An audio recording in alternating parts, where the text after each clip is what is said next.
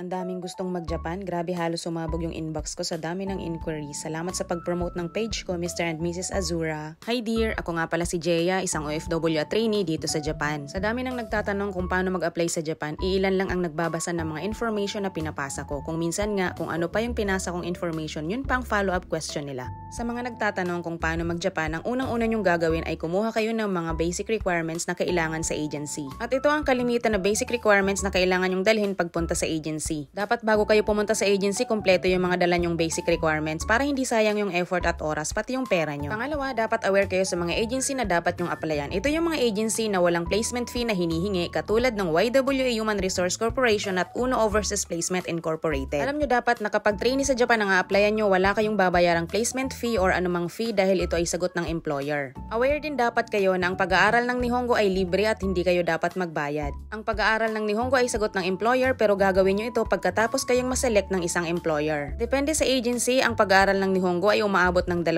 hanggang 5 buwan. Wala itong bayad pero syempre hindi naman libre ang accommodation, pagkain at allowance habang nag-aaral ng Nihongo. Ang age limit naman depende sa employer. 21 to 34 years old ang alam ko dito sa Japan na pwede pang pumasok. So ayun, sa mga interesado mag-Japan, mag-prepare kayo ng mga requirements at pumunta na kayo sa legit na agency para mag-apply. Sa mga nagtatanong naman sa akin, try ko kayong replyan kapag kaya pa ng oras. Yun lang, salamat sa panonood!